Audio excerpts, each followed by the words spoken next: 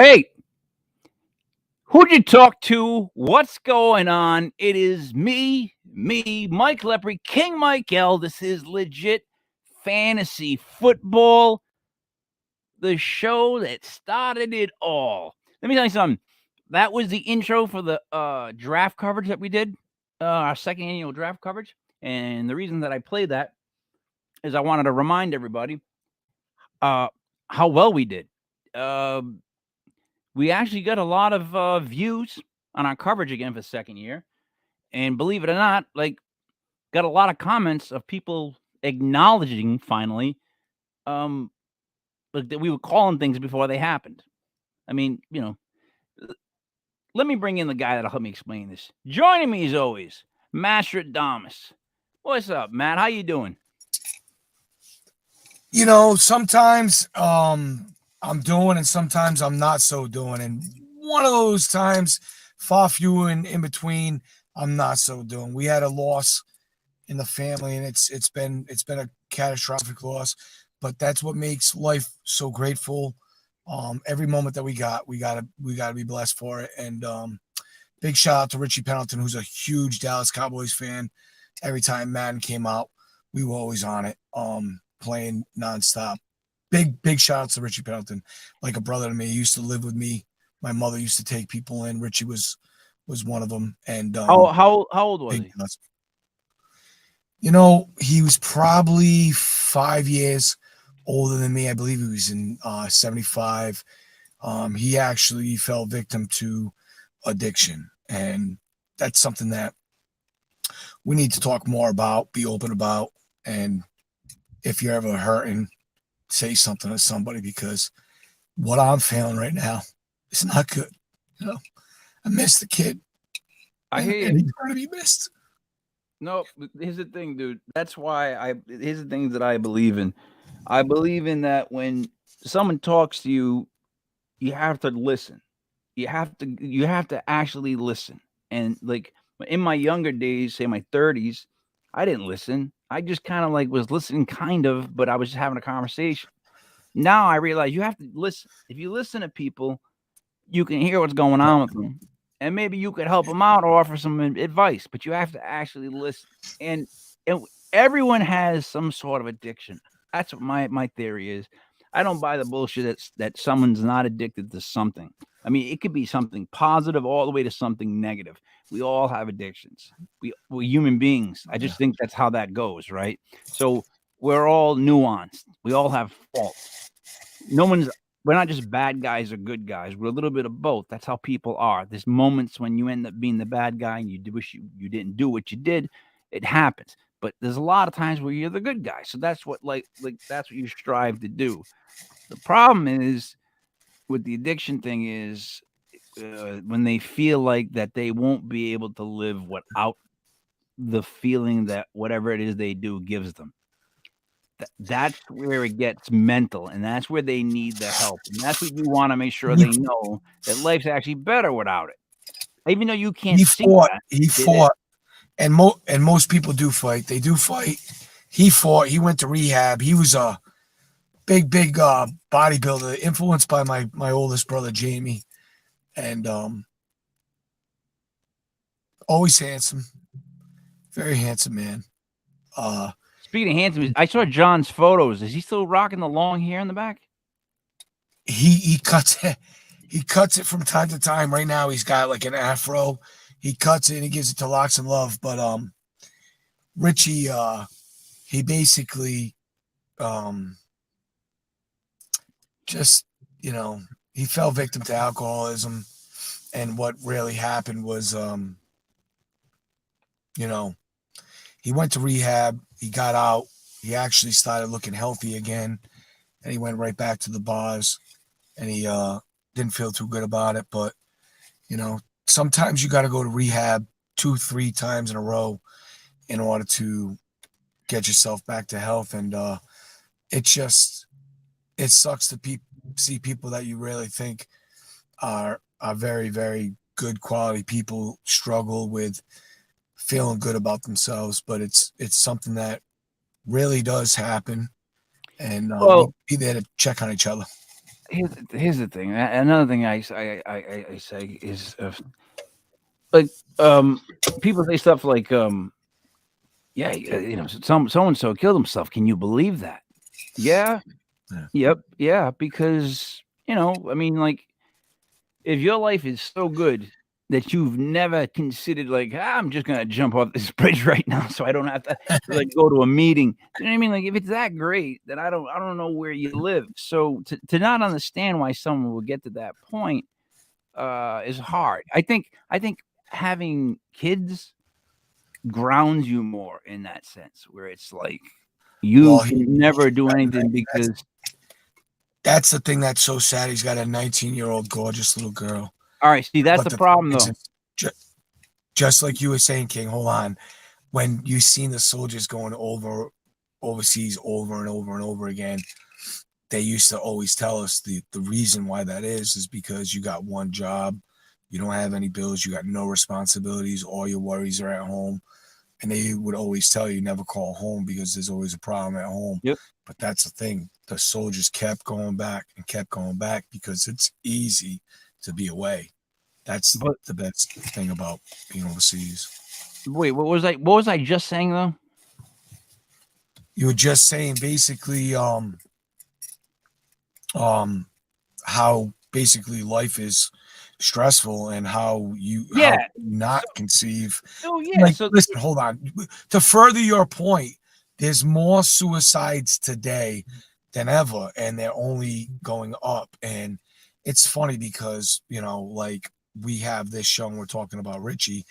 Um, I was a suicide prevention officer in the Army for my unit, and they always said that when there was a suicide in a platoon or in a family, there would always be a copycat. Today in Barville, we had a suicide attempt, and it was like Richie's best friend. So hearts and prayers to Joe Tessier and the Tessier family, who is like another brother of mine and I grew up with. But it's like addiction has taken over not only these towns, but the country. And, we can go here and there, but that's why Democrats want open borders. I don't. Yeah, I don't. See, I don't. I'll be honest, dude. I'm now officially at a point where I got to come up with my own term for my own group because both of them are disappointing me. But Oh, they're both. sticking on this subject for a second. Like, I just think in general that there's the whole lockdown screw people up mentally. I think I think I honestly think what saved me was doing Yeah. podcasts constantly and stuff like that. And I had to go out to do runs for my mom. So my life almost didn't really change much. And I was always talking to people. So some people just like hold themselves up, right, dude? And that was their life. And depression went skyrocketing. Uh, drug addiction, Suicide. drug addiction went through the roof. Suicides Yeah. went through the roof. Opioid addiction went through the roof.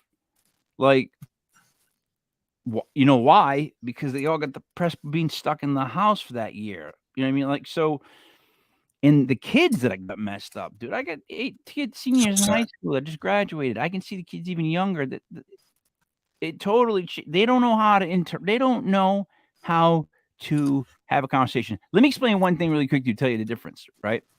Now, I know this is going to make me sound like a bad guy, but it's just you got to remember what what decade we were in. Okay, That's right.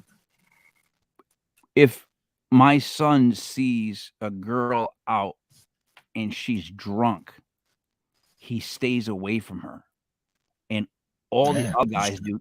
All the other guys do too, right? Back in Yeah. my day, in the '90s, if you found the drunk girl, you hooked up with her. You see the difference? It sounds rotten what I'm saying, but it's not because literally in the '90s, guys and girls would go out and get drunk to bars or clubs to hook up. Now, if you see a drunk girl out, you have to stay away from her. Isn't that a big change? You don't think that's a big social change in that short of a time, 30 It, years? there's been a lot of changes, and right now what we're under is a huge attack on comedy, and that's almost like even like right now, like thank God I've been married for 15 years because I wouldn't even know how to date today. Like, it's so crazy. Well, I do believe that there's still some real women out there, but there's not many real men and there's not many real women out there. So, You know what I would do if I and- was ever single, Matt? If I was ever single, I would come on this show and then I would rip my shirt like Hulk Hogan, and then I would broadcast the whole show like that. I mean, oh my listen, God, did you see him? some may throw up, but I might get a couple that like it. You know what I'm saying? You know what I'm saying? Well, what I was hearing, and you know how I'm a big conspiracy theorist, and I think this kind of falls right in line with Elon Musk. What's he got? What's the virtual reality? The virtual reality where you put the mask on. All right, just say allegedly. You walk. Yeah. Yeah. Well, allegedly, I can see what they were doing with the COVID. Like they got more people gaming than ever before, and more people. Like even if you see, like we all got the people who got used to working at home. They don't even want to go back to work. They want to work from home, and there's a lot of companies that are suiting that. So it's making our country more lazy. There's a breakdown in the education system. A lot of people are starting to go, okay, I'm homeschooling my kids, and what they're pushing in the education program now is kind of making people want to homeschool their kids. It's gotten to the point where it's too much in our face. It's too much take, and we'll see what happens with it. You know what I mean? But let's talk some fantasy football. Let's get into some football. Let me show you something before I do that.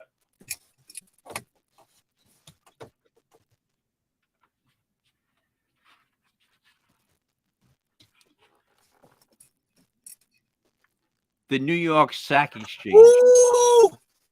Who's all on that? Mark Gastineau.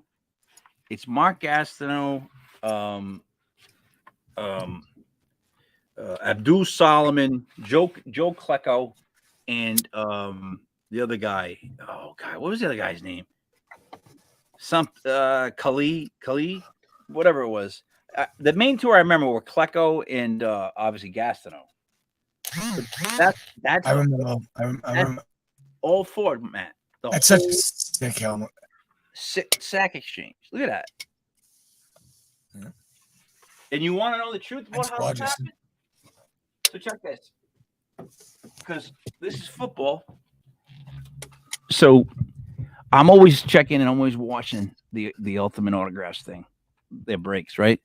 So they had a break going on where they were chasing that helmet.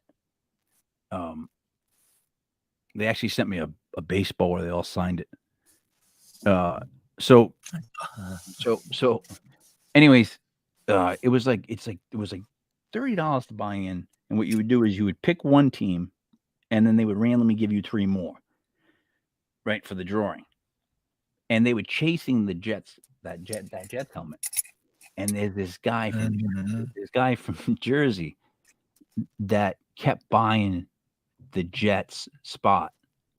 He did it for like a week straight. Like he must have spent like a bunch of money, right? So there's 2 boxes left, and I tune in because I've been following it too to see if the guy gets it. Like I was rooting for the guy to get it, honestly, at first.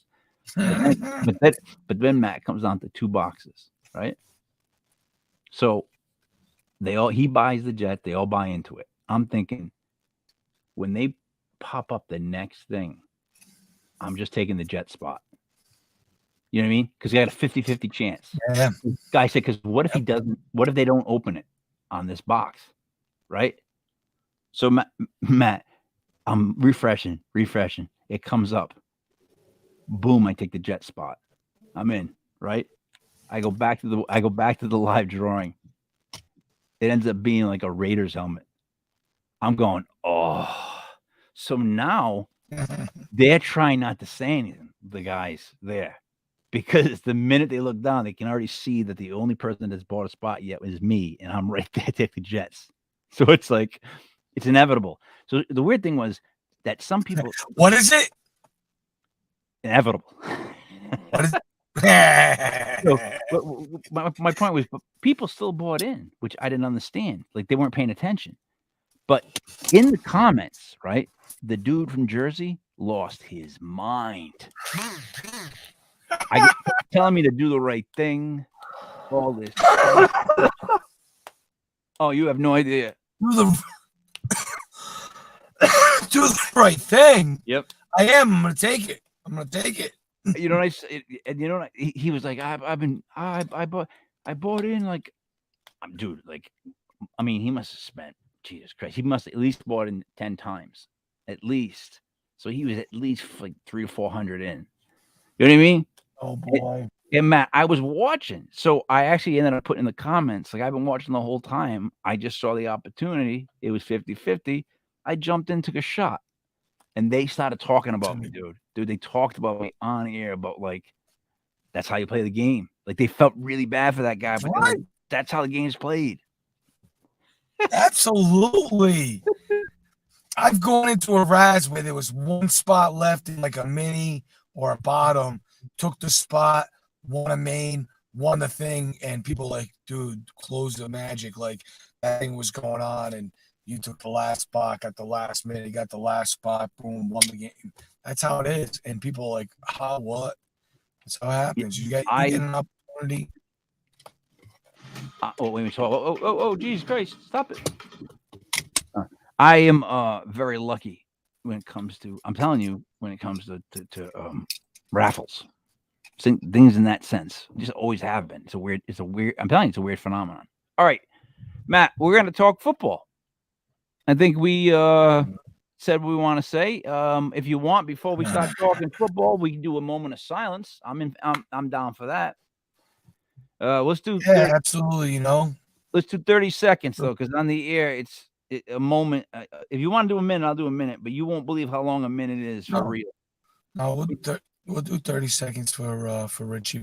Richie's he's more of a go do your thing and keep living and shine on. He's the way he exited. He's kind of ruthless in that, man. I think suicide is a very ruthless thing. And was he a protective kid? Like just go. I look at him like a big brother. He influenced my brother John. And he was like part of the family. But I mean, how big was he? In other words, did you feel safe around this kid? I felt like we could take on the world. The kid was a juggernaut. He was probably around 245, 250, but there wasn't many times, like maybe when we were younger and we were kids, but he wasn't like that. He was a gentle giant, but he could do his thing if he had to. Absolutely. There's certain people that when you walk with, you go out with, that you feel more comfortable with. And then you have friends that when you go out with, I swear to you, you feel like you could get a beating because they don't know what they do, how to fight, or they're not those type of people. Like, you know what I'm saying? Like I have friends that are like that. Richie was a big Seven Dust fan, and one of the coolest moments that I got to see was he got a photo with LeJean, the lead singer there, and I'm a huge Seven Dust fan. I never met him, this kid. You probably did. Yeah, you probably did. Right? Yeah, he was not only was he at like majority of the shows, he was just a big supporter, big family, always there, and he was a big lover of music. So to even mention his name with suicide is just, I talked and I got to know his girlfriend who he was with for like a dozen years, very well. And we became very close, and we wished him well, and we were trying to help him. But she said, I just can't believe Richie would kill himself. And I said, that wasn't Richie. Like, someone who kills himself isn't someone who is like thinking rational or thinking about, I can get through this day and we're going to make sure we have a great day tomorrow. Like, it's the last thing that's on their mind, I would imagine. So it's like you can't even like try to fathom what that person's even thinking. But they need to be gotten to sooner. They need to listen. You can't No, you can't you can't blame somebody for being weak, having a moment of weakness, no matter how strong they are. yeah, no, absolutely not. But Because we definitely all get weak. But for the most one part, of the things is, King. One of the things being a suicide prevention officer is they say when you commit suicide, you lose a loved one, you lose a job, um, you're financially in debt, or like there's like comes in twos or threes, and then it's like, I'd rather be out this than to keep on trucking so on. It's you know, man, no, here's how I look at it, and I know this may be just yeah, because I'm twisted. Um, I accept any pain or issue or weight, and that's just that. Like, in other words, I would never do anything to myself because I'll just take the no, pain. You know what I mean? I'll just deal with whatever it is. Like, that's how I am. I'm almost like what's it called? absolutely numb. Yeah, I'm absolutely numb to it. Like it's awesome, right? Yeah. I got a my my ex drummer, before we had Lopes, and Lopes was a gem. You had Uh, like Russ five was drummers, dude. So you really got to tell me which one this is. no, we had Mikey T for only like a year or two, and then Russ was basically from 2002 to 2008 to I 2010. know But Russ. Mikey, yeah, you know Russ. Mikey Lopes came in around when Russ kind of was doing his own thing, but Rusty's in jail right now, and he's on hard times. But I Really? enjoy telling. Oh yeah, absolutely. Your And ex we drummer is got in jail? to. Oh yeah, oh All right, yeah. all And right. he's been in there since January. He's been in there since January. But listen, I just told him this story last night, and I enjoy this story. The funny thing is it rings true to our everyday life. When Exodus was happening, you had the Jews going through Egypt. They came along a ton of snakes, and they started praying to God, and they were like, God, please get rid of these snakes. There was more snake. And they were like, what is the deal here? And I told Russ, I said, Russ, listen, you keep talking about this, that, and the other thing. You're in jail. It's the best place you can be to focus on you. The moral of that story is there's always going to be snakes every single day. You got to be ready for your problems, and you got to be, um, expect them, because they're just like the snakes. They're never going to go away. So if you want them to go away, you're not looking at it right. You better be ready for them, because they're never going away. See, so all right. This is why people argue with me when I say that the last Rocky Balboa movie was the best, the second best of the entire series. Rocky Balboa when he's old and he fought. And I'll give you one of the main reasons. The speech he gives his son is so legendary. And you know what? Especially if you have kids, it rings so true to what you want to let them know. Like they come from like the Wiggles and things that are like that. And I always want them to know that shit ain't like that. It's gonna get ugly at times, and you need to be prepared for that. And the measure is so. There's two things I've heard. One, you really know your friends and know a person when they're in turmoil and how they act, how they respond. But then the Abe Lincoln quote is, um, "If you really want to test a man's strength, uh, give him power." So uh, the thing is, your mind when you start to go down that wormhole, you have no power, you have nothing, you feel pointless, you feel like a burden. Um, You know what I mean? If you just and I can only imagine how deep it must go.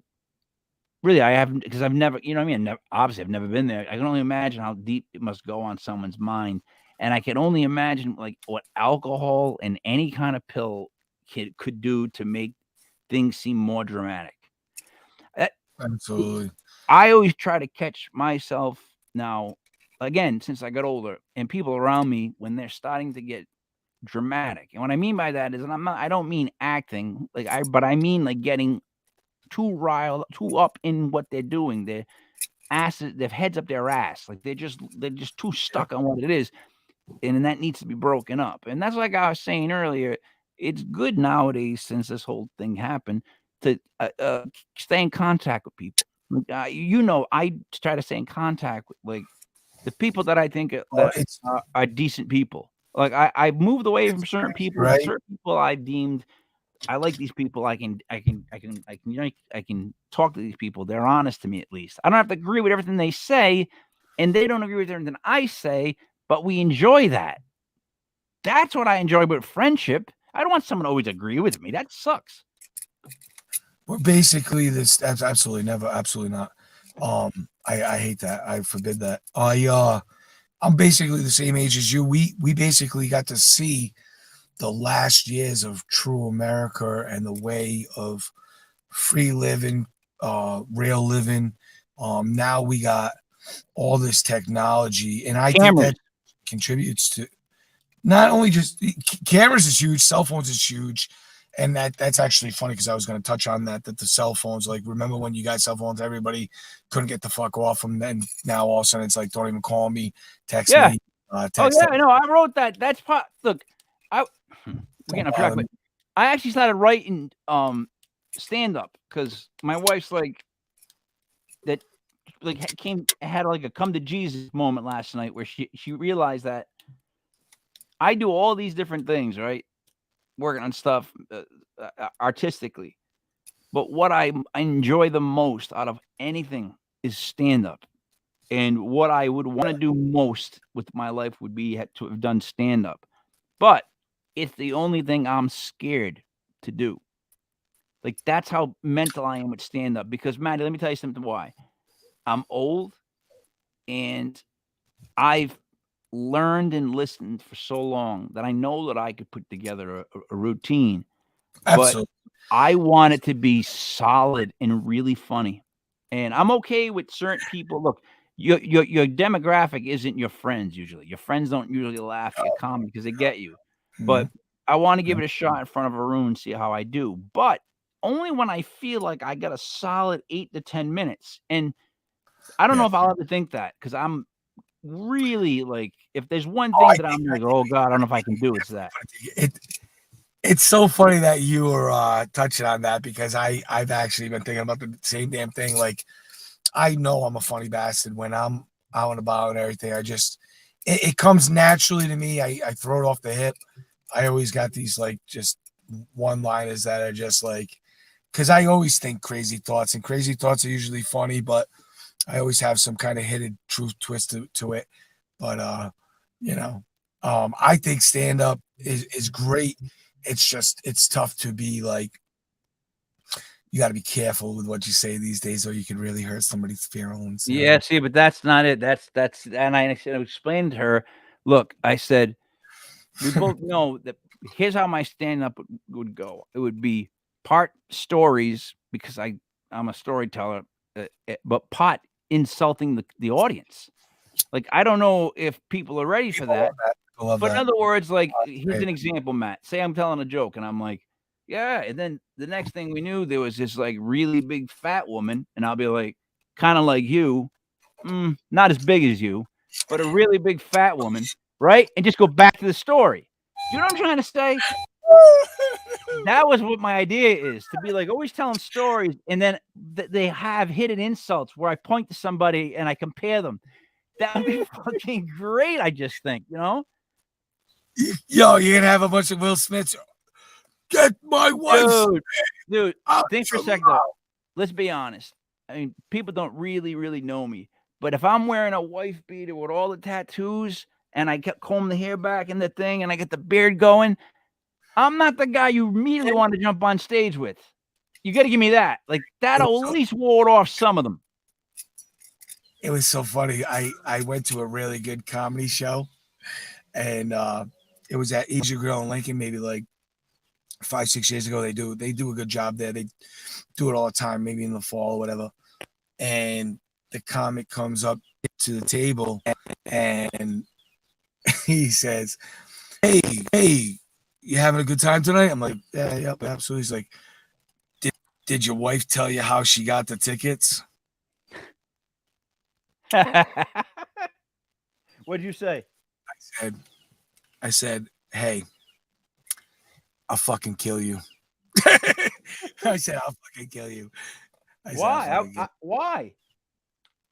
Because at that point in time in my life, I was absolutely I way would too have eager. been. I would have said my exact reaction, and what I I would've- thought was, "Yeah, your mom's must be sore."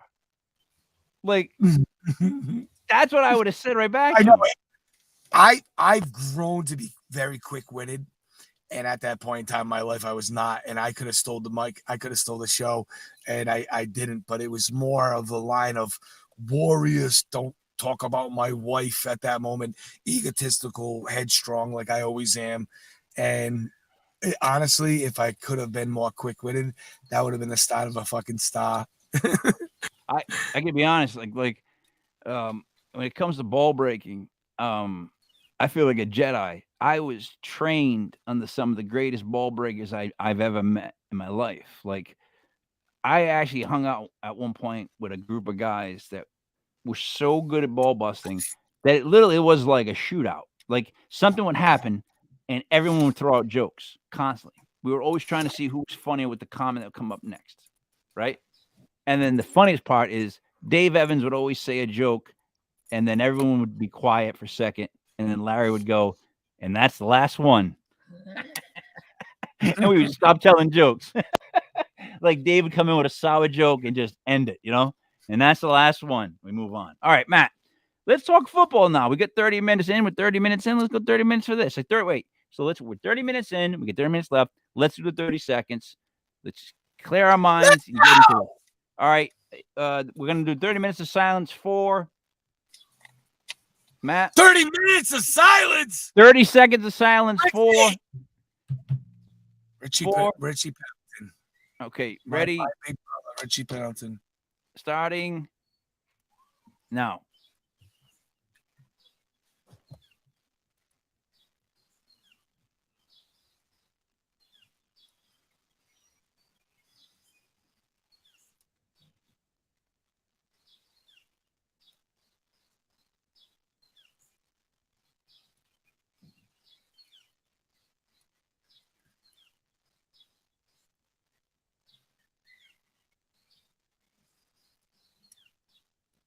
And there it is.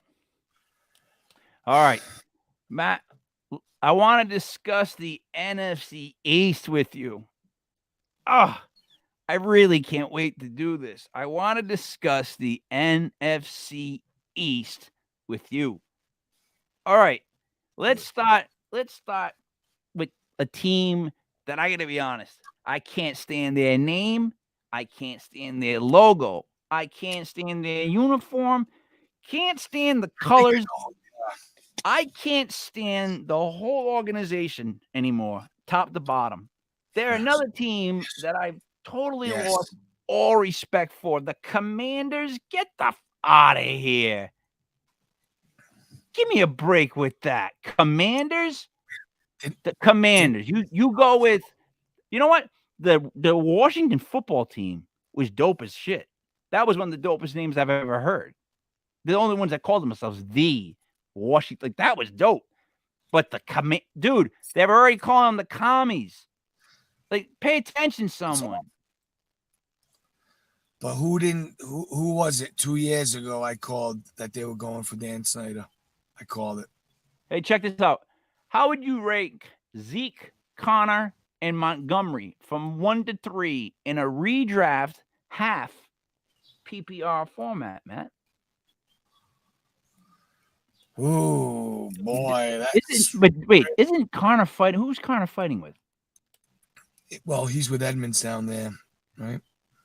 Right, and then Zeke's is Dallas, and he's kind of getting outdueled by Pollard, to be honest with you. But Montgomery is also now fighting with Khalil Hebert. It's a very tough. It's a tough one because Connor's not going to give you a bunch of catches. Zeke's been catching the ball a little bit more. Montgomery is going to give you a lot of catches. And as he came back at the end of the year last year, he was the focal point. Edmonds is gone. He's in Miami. Edmonds is in Miami. Oh, that's right.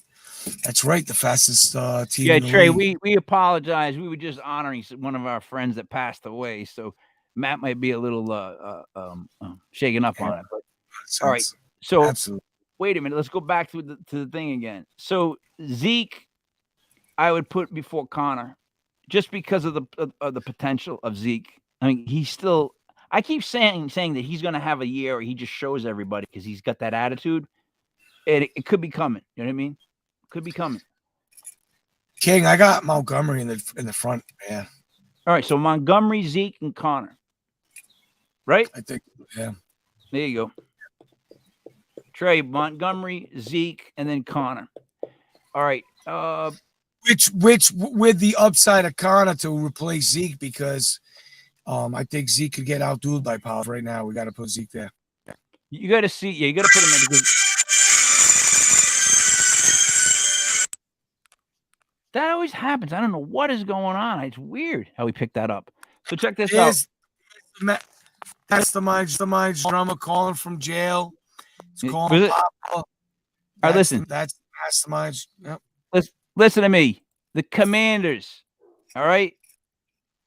What a great defense. Let's break them down. All right. What a great defense. But did they play as well as they should have? Like that defensive line is all number ones, right? And yet they didn't play that.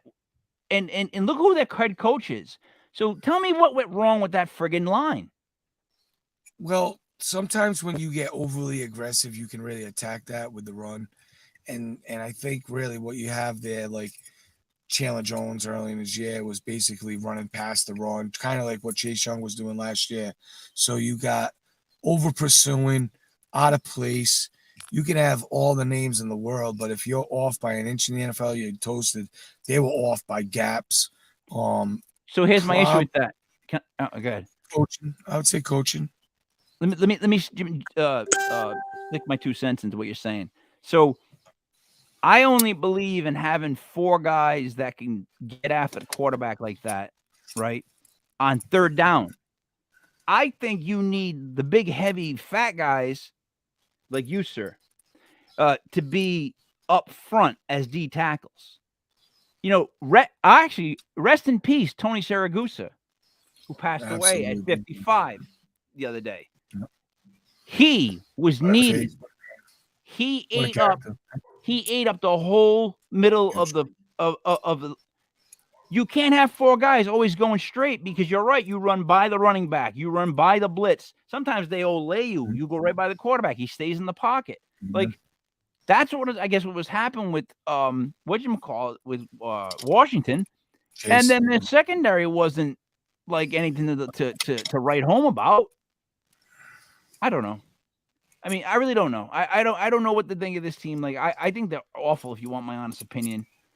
I don't know what happened. Like last year, I was like going into it thinking, oh, they're gonna be good. They're gonna be good. But now I'm hearing they're even trying to shop what's his name, the wide receiver. As they should, because what I was just gonna touch on is, they've got a lot at wide receiver anyway. They got Dwami Brown and they got the kid that they drafted this year that they feel really good about, and Terry really just wants to be in a place where he can showcase what he is. To be honest with you. But they could do without Terry. They could let him go. He's probably their team in the long run. He's a top wideout. Dude, you've been waiting for him to break, and he is great. Listen, he can make a bad quarterback look great. The Giants would definitely give up a draft pick for Terry McLaurin. We've seen how good he is. There's no doubt. And in that system that they're trying to run, if you notice, is like Shepard, Tony, and have you watched the guy I've been telling you about? Wandell. I wanted to watch that. I will tonight. I got time tonight, and I will. Yep. So those 3 guys are all the same size, and then you get one big guy in Galladay, and they're trying to move, I guess, from what I heard. What's his face? The poor kid that Slayton. Poor guy's been doing nothing but playing good, but they're gonna move him. I'm even hearing about talking about Tony too. He's kind of on the outs. Well, dude, there's something wrong with Tony. I'll tell you right now, because every day a story comes out and then they bury certain stories. This is why I told you it's so important to follow. If you follow a team and you follow them every day, you catch things that go away. Like you'll catch things where he got like fined or something for missing a practice or not doing this drill or whatnot, and then you'll never hear about it again. You know what I'm trying to say? So if you're not paying attention, you don't realize the problems that are going on with him at camp. And I do. He's so talented that they're going to try. But I think McLaurin would be great. So, anyways, they've got Carson Wentz, right? Tell me why I should be excited about Carson Wentz in this point in his career. Like, what gives? Why are people excited about? Why is anyone excited about Carson Wentz? Only because it gives them probably the most consistency at the position, probably in the last 3-4 years, even with Ryan Fitzmagic there. You realize whenever someone starts off something by saying only because it upgrades, meaning it's like it's more crap, just better crap. Well, no, it's probably to put people in the seats, but also, like, if you think of Washington, they've had some decent teams in the last few years, and it's been mainly on their not really who their quarterback is. So they are probably looking at it like, who, like, can we get? I don't know if the price tag for Jimmy was too high. I don't know. Go get Baker. We could be talking about in a few years. I don't know what are you going to get for Baker, but the thing is we could be talking a few years about how San Fran handled this, because clearly they're going to cut Jimmy, and he's probably going to end up playing for San Fran, and they just don't want to give him to him too early because they don't want him to come back and haunt him. But if Washington, I think, had Jimmy, I think Jimmy's better than Carson, but Carson's probably the best quarterback that they could have probably got. See, I hate when that. See how that just unfolded. You basically made it sound like that's what they got. Like they got Carson Wentz. It's what you get. Like, what's exciting about that at all, right? Well, you know what's exciting about it is the fact that Frank Reich is like, I'm gonna take on Carson Wentz, and I drafted him, I had an MVP season with him. And then you got him for 1 year, and then you're like, I've seen all I need to see, and I don't want to see no more. I think that's exciting. I don't know. I can't understand like how people still stick with like a Carson Wentz or Matthew Stafford or guys like that. Like I'm at the point with these guys where it's like I had enough. I had enough talking about them. Like, you know what I mean? Finally, we don't have to talk about Ben Roethlisberger this year. Oh my God, we don't have to talk about Ben Roethlisberger for the first time. I love that. Right? Because every Ben Roethlisberger conversation basically involves talking about how he just holds on to the ball too goddamn long. That's inevitably what we talk about. And, right? You know, he became like a gunslinger like more than halfway through his career. And then we noticed that, you know, Pittsburgh basically generates a lot of good wide receivers, and of course they have always generated decent running backs. But you know, like Brady and the Patriots, they took advantage of a really weak division for a long time. There was not many teams in the North that was competing with the Pittsburgh Steelers. Did you see how mad Brady got over the Patriots announcing that they're gonna wear the old red, old school Pat uniform for like a couple of games this year? Sometimes it takes me a little while to read Tom Brady because he's so kind of like. No, he's jealous. He's mad. He's like what? It was like he did. He loved the Reds. I love the Reds. Oh, I do. But like I don't even know how. Yeah, me too. And I love the old. I actually would rather have them have the down Patriot than the Elvis flying Elvis. But it's definitely better. Definitely a better uniform. Yeah, it's more football. It's more football. It's just tough. Is. Yeah. It's sick. It's so sick. All right, so we hit on. Wait, we're still on Washington. I just want to finish up. Hold on, real quick, 10 seconds. And you know I had a million freaking Tom Brady rookie cards. I still got about like 20 left. Sold about half. Um, the way that Tom and Rob Gronkowski have been, and with Rob fake retiring because you know that's not real. Not even talking about the Patriots and saying, "Oh, Tampa Bay is more than I ever dreamed of."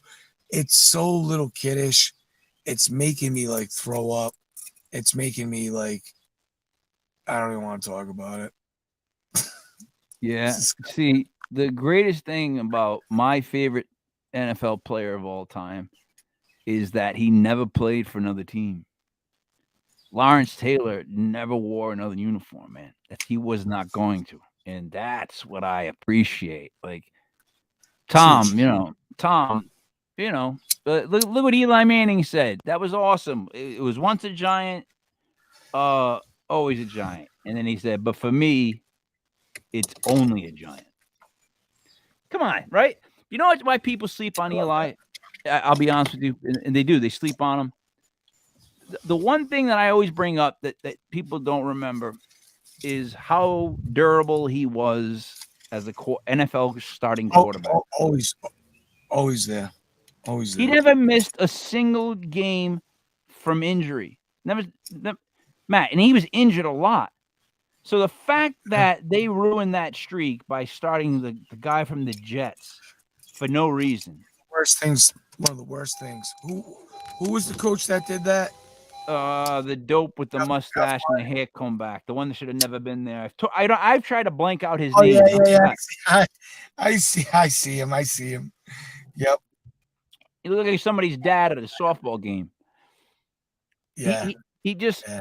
they just made some bad moves, and it's like Eli Manning took a beating for the last 4 years of his career. He had no offensive line to speak of. And you know what should be talked about is how classy he handled that.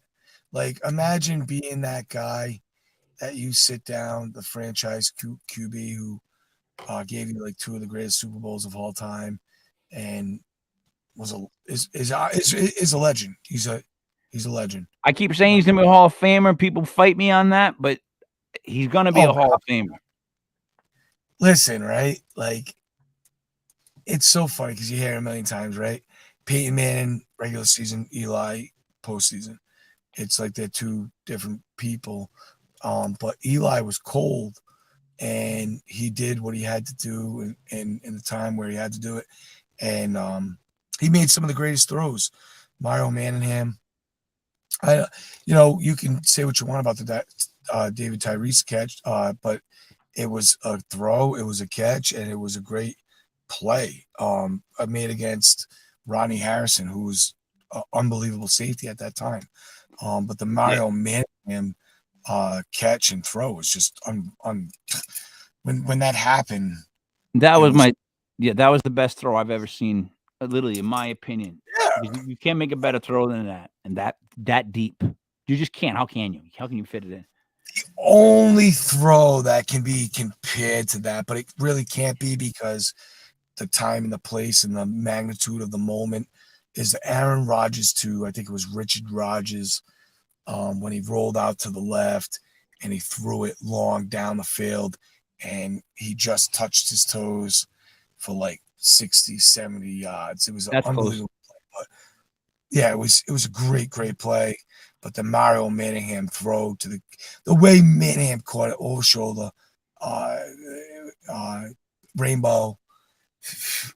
What was great is if you ever watch it, Justin Tuck describes it. He says to Mario, I said to Mario, great catch, but you had no choice but to catch it. Like he put it in a spot for you that only you could catch it, and it was perfectly there for you. So all you do is catch it. Like he goes, and I asked Eli, how do you do that? How do you know how far to throw the ball when a guy moves and where to put it? And Eli goes, I just see the guy go out and I throw it to where I think he's gonna be.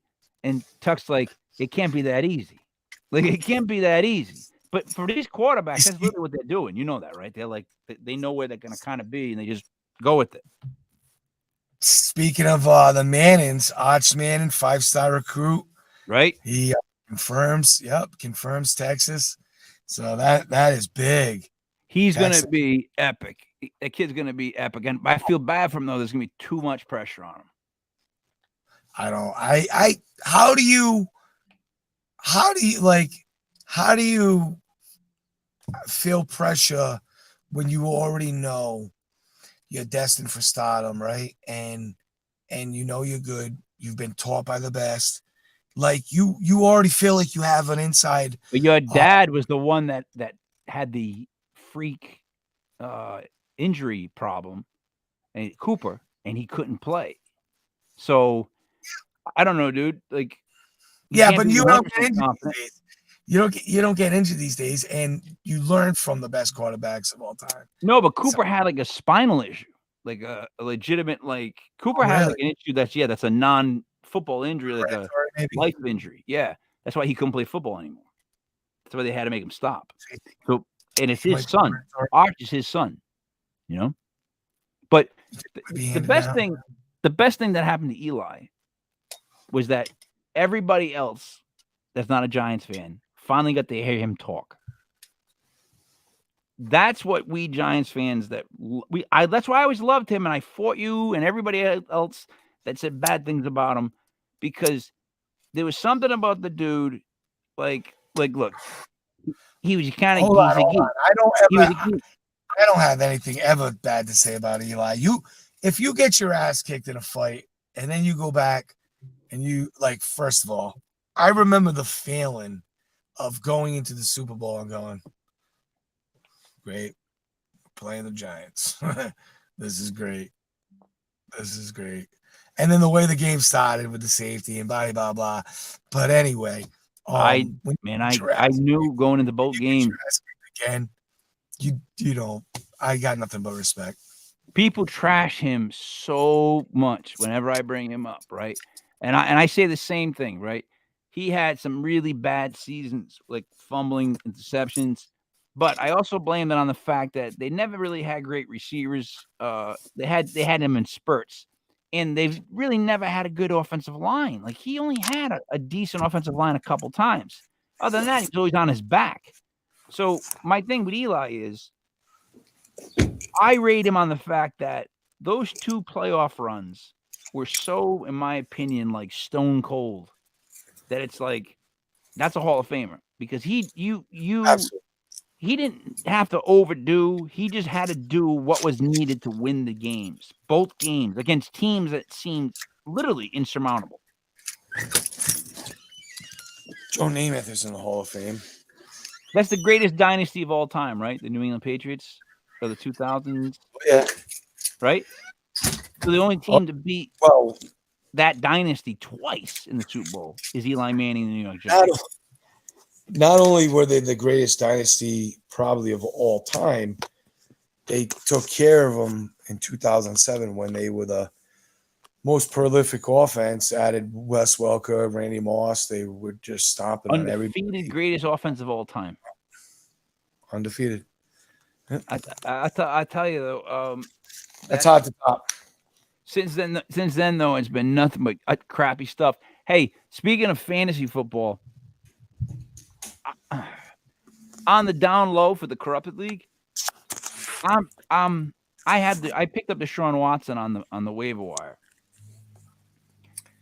If he gets suspended for this whole first season, right, I'm considering keeping someone that I know people are going to give me a hassle over, but I have a reason, and that's Mac Jones. And here's why. Mac Jones in that offense with better receivers now will get 2 to 3 touchdowns each game, because he did last year towards the end of the season when he had 2 to 3 touchdowns. What do you mean better receivers? Tell me. Just better receivers. More. Give more options. Explain. He's got more options. They got Devontae Parker, and then they got Thornton from Baylor. I like Baylor, but I don't think Belichick's going to let any rookie come in and do anything really right off the bat. But especially the way he kind of puts people like Thornton might fall behind Nelson Nelson's got the money right now. They'll probably put Nelson in that spot first and foremost. But you got Devontae Parker, which I really, really like. Something to prove.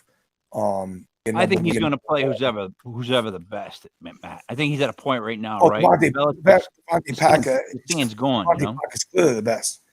I think Devontae Parker's clearly the best out of what they got, with Kendrick Bourne kind of coming in second. But what they got is a bunch of 2s and 3s. So I think they're failing Mac Jones. I don't think they're giving anything to really expand him and make him progress. You can play a suffocating defense, and that's kind of what we've seen last year, where you've seen Mac Jones.